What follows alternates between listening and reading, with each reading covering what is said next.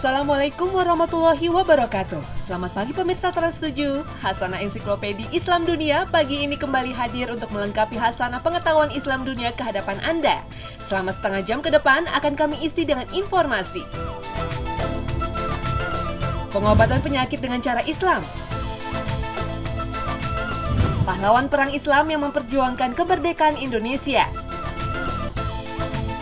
serta gedung pencakar langit di kota muslim di dunia. Dan pemirsa, inilah Hasanah Ensiklopedi Islam Dunia hari ini.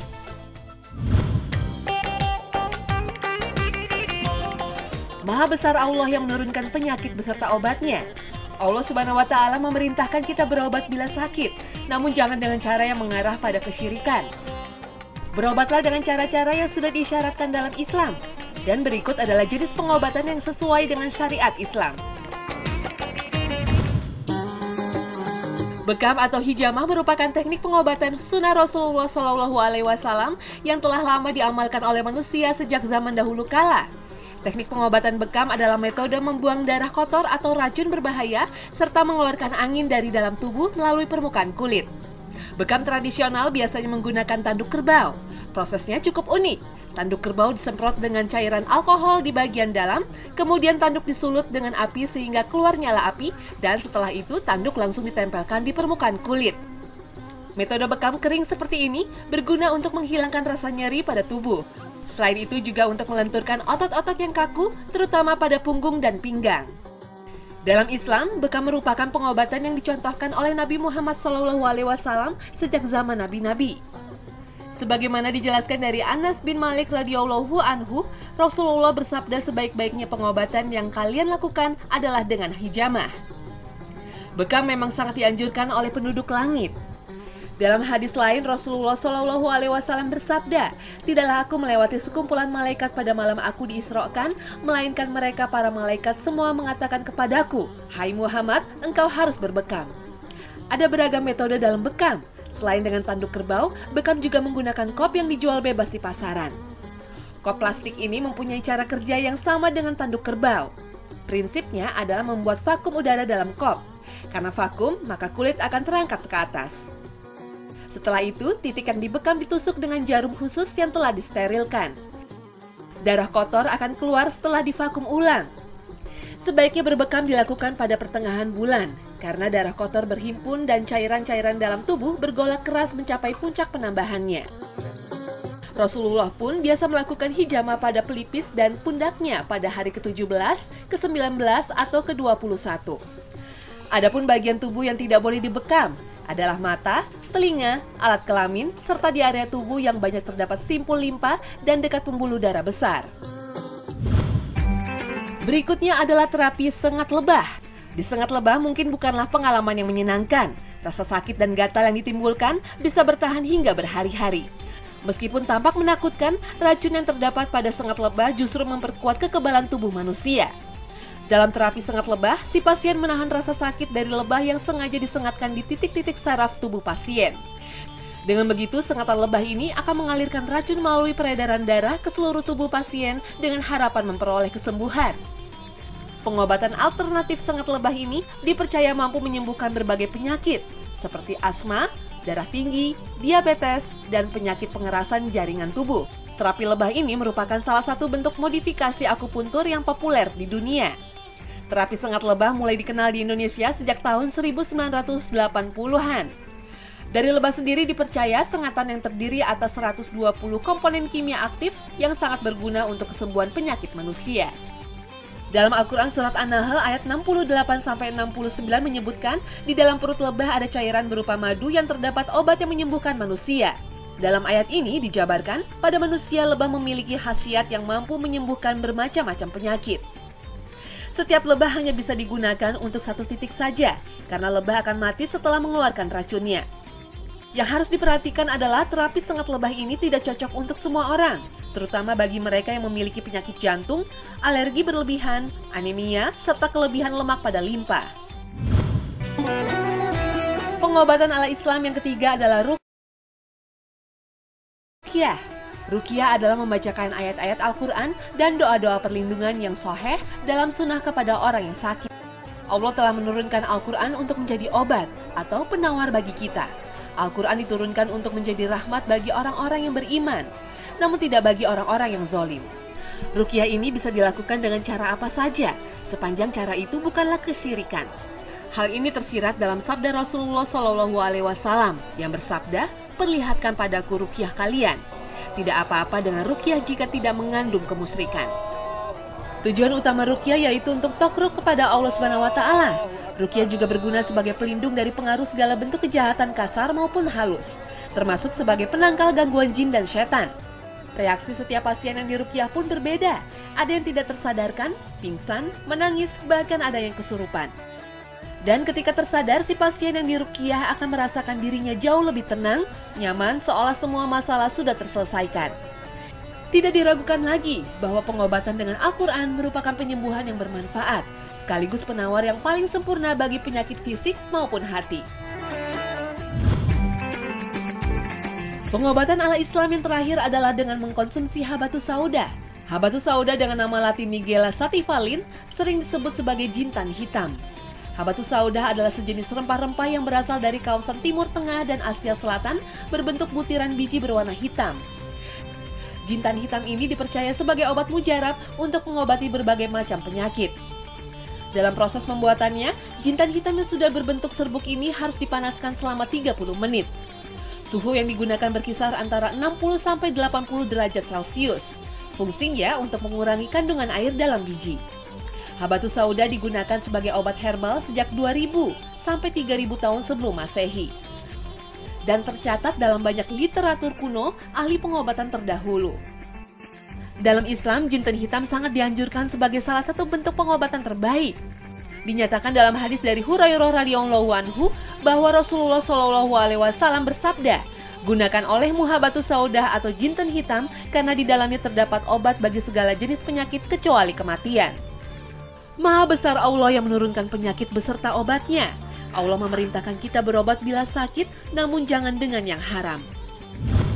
Pemirsa Hasanah, jangan kemana-mana, karena selanjutnya akan kami hadirkan kisah-kisah pahlawan perang Islam yang memperjuangkan kemerdekaan Republik Indonesia. Tetap bersama Hasanah, Ensiklopedia Islam Dunia.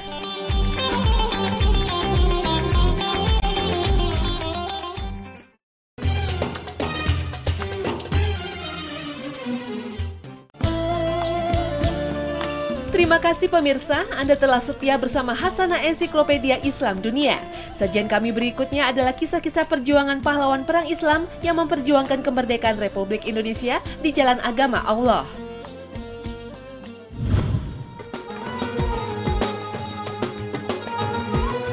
Penangro Aceh Darussalam merupakan daerah yang banyak melahirkan pahlawan perempuan yang gigih tidak kenal kompromi melawan kaum imperialis. Cut Nyak Dien, salah satu dari perempuan berhati baja yang masih mencabut rencong dan melawan pasukan Belanda. Pahlawan kemerdekaan nasional kelahiran Lampadang Aceh tahun 1850 ini dalam berperang tentunya tidak lepas dari syariat Islam. Kisah kepahlawanan Cut Nyak Dien ini dijadikan film dan sukses menyedot perhatian masyarakat Indonesia, bahkan industri film dunia. Perjuangan Cut Nyak Dien diawali pada tanggal 8 April 1873. Belanda mendarat di pantai Cireman, kemudian menguasai Masjid Raya Baitur Rahman dan membakarnya. Peristiwa inilah yang menjadi pemicu perlawanan Cut Nyak Dien. Perang pun dilanjutkan secara gerilya dan dikobarkan perang Fisabilillah. Fisabilillah merupakan gelaran dan sejenis perlakuan yang dianggap mulia dalam Islam. Sehingga umat Islam yang melaksanakannya niscaya akan mendapatkan kemuliaan dan kejayaan di dunia dan surga Allah di akhirat. Karena kondisi fisiknya yang semakin tua, Cut Nyak Dien ditangkap Belanda dan dibawa ke Sumedang, Jawa Barat. Sampai pada akhirnya tanggal 6 November 1908, Cut Nyak Dien meninggal karena usianya yang sudah tua dan dimakamkan di daerah Guyung Puyuh, Sumedang. Tuanku Imam Bonjol, pejuang Islam kelahiran Pasaman, Sumatera Barat tahun 1772 ini bernama asli Muhammad Syahab. Ia memimpin perlawanan terhadap Belanda dalam Perang Padri pada tahun 1803 hingga 1838. Perang Padri muncul sebagai sarana kaum Padri atau kaum ulama dalam menentang perbuatan-perbuatan kesyirikan dan kegiatan yang menyalahi aturan Islam pada masa itu. Peperangan heroik ini sekaligus usaha penegakan syariah Islam di ranah Minang. Gerakan Padri yang dipimpin Tengku Imam Bonjol adalah bukti satu usaha perjuangan politik merebut kekuasaan agar dapat menjalankan syariah Islam dengan utuh dan murni. Tuanku Imam Bonjol gugur di medan perang pada tanggal 6 November 1864 di Pinileng, Minahasa dan dimakamkan di Desa Lota, Sulawesi Utara.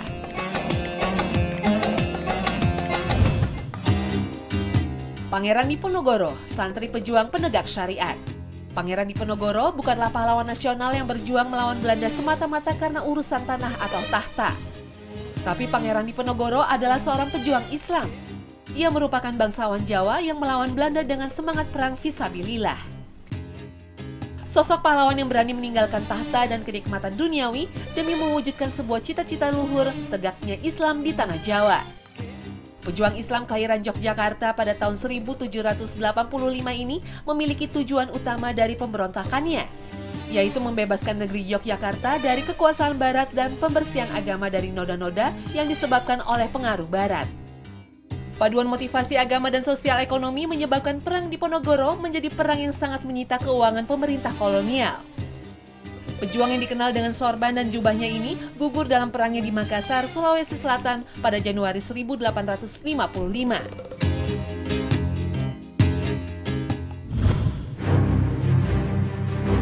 Panglima Besar Jenderal Sudirman merupakan satu tokoh penting yang pernah dimiliki negeri ini. Pemimpin teladan bangsa ini dikenal sebagai Panglima Tentara Nasional pertama, tokoh agama, pendidik sekaligus pelopor perang gerilya di Indonesia. Sudirman lahir pada tahun 1916 di Desa Bodas, Purbalingga, Jawa Tengah. Pada masanya Sudirman mendapat didikan dari seorang ulama, Kiai Haji Busro Suhada. Dan inilah yang membuatnya memiliki keteguhan dalam berjuang kendati selama gerilya beliau menderita sakit paru-paru dan harus ditandu. Setelah selama 7 bulan bergerilya melawan penjajah sekaligus memerangi penyakitnya tanpa pengobatan dan perawatan medis, Jenderal Besar Sudirman pulang mengakhiri gerilyanya. Ia pun hanya menjadi tokoh di balik layar dalam gerilya melawan pasukan Belanda. Karena sakit paru-parunya yang semakin parah, Jenderal Sudirman meninggal pada 29 Januari 1950 di Magelang, Jawa Tengah dan dimakamkan di Taman Makam Pahlawan Kusumanegara di Semaki, Yogyakarta.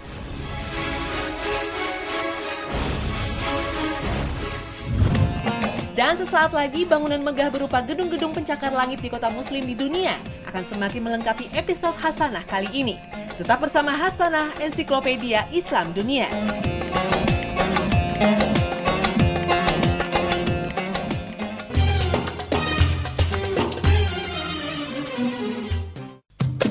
Terima kasih pemirsa, Anda tetap setia bersama Hasanah Ensiklopedia Islam Dunia.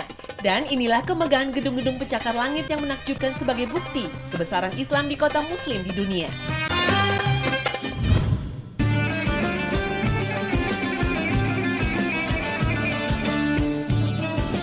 Dubai Uni Emirat Arab memiliki gedung tertinggi dunia, Khalifah Burj Dubai. Gedung jangkung yang sering dikenal dengan Burj Dubai ini tingginya menjulang hingga 800 meter dengan 160 lantai atau setara 6 kali tinggi Monas di Jakarta. Luas total bangunan mencapai 330.000 meter persegi. Proyek prestisius ini mengalahkan Menara Taipei 101 di Taiwan. Gedung pencakar langit Khalifah Burj Dubai diresmikan pada tanggal 3 Januari 2010. Percikan kembang api dan keindahan lampu sorot memeriahkan peresmian Burj Dubai.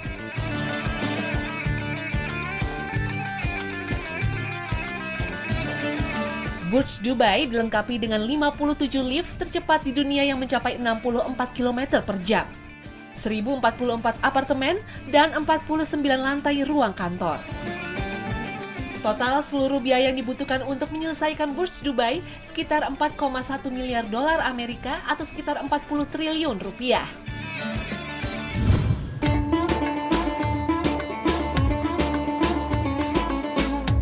Menara kembar Petronas di Malaysia. Data kependudukan setempat menyatakan jika Malaysia merupakan negara dengan mayoritas warganya memeluk Islam. Menara kembar Petronas merupakan bangunan dengan 88 tingkat yang juga dikenali sebagai Kuala Lumpur Convention Center, merupakan salah satu gedung kembar pencakar langit tertinggi di dunia. Gedung kebanggaan Kuala Lumpur yang berlokasi di tengah-tengah kota ini berdiri setinggi 452 meter. Bentuk lantainya berupa 2 buah persegi yang berpotongan membentuk bintang berujung 8. Di antara kedua menara yang diresmikan pada tahun 1988 ini memiliki Sky Bridge atau jembatan udara yang menghubungkan kedua menara pada lantai 41 dan 42. Jembatan ini pun menjadi tujuan utama para turis yang datang ke Menara Petronas. Layaknya bangunan pencakar langit lainnya, Menara Petronas pun bisa bergoyang bila diterpa angin, sehingga bangunan jembatan pun tidak dipasang secara kaku pada kedua menara. Sejak tahun 1988, menara kembar yang didesain oleh Cesar Pelilli dari Argentina ini menjadi daya tarik wisatawan. Setiap hari ribuan pengunjung datang dan mengagumi keindahan arsitektur bangunan yang didominasi warna perak.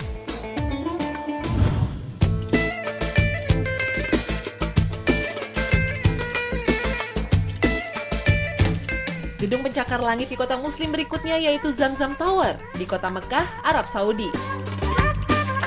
Bagi Anda yang sudah pernah melangkahkan kaki di Tanah Suci, tentunya Anda pasti mengenal bangunan pencakar langit ini.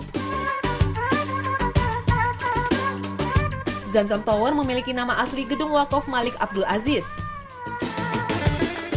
Kemegahan towernya sangat mengagumkan, menjulang tinggi dengan 70 lantai di atas tanah seluas 70.000 meter persegi. Dari gedung yang dilengkapi berbagai peralatan canggih ini dapat menyaksikan kegiatan jamaah yang sedang tawaf di Ka'bah. Gedung berlantai dasar sebuah pusat perbelanjaan ini mulai dibangun pada 28 November 2002 oleh Raja Abdullah bin Abdul Aziz dan dihiasi dengan menara jam raksasa berdiameter 45 meter yang menjadi landmark kota Mekah.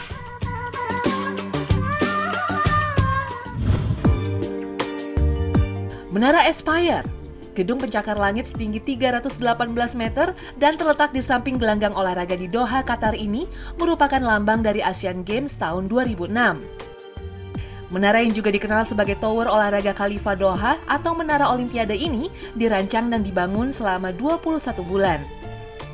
Gedung ini dipersiapkan khusus untuk menghadapi Asian Games ke-15 yang diselenggarakan oleh Qatar pada tahun 2006. Di malam hari, Menara Kebanggaan Qatar yang dihiasi dengan sekitar 4.000 lampu LED semakin memancarkan keindahannya. Sinar lampu membentuk pola animasi dan menyala secara bergantian di dinding menara. Pemandangan ini mampu memanjakan pandangan siapapun dengan pancaran cahaya warna-warninya. Untuk menampilkan tumpahan cahaya yang fantastis ini, diperlukan kabel sepanjang 200 km. Kabel ini menghubungkan 4.000 lampu LED dengan kapasitas 6 watt masing-masing lampu. Untuk itu memerlukan 305 mAh listrik. Gedung ini sekaligus merupakan hotel bintang 5, 17 lantai dan 3 lantai museum olahraga. Menara ini pun berperan sebagai landmark kota Doha, Qatar.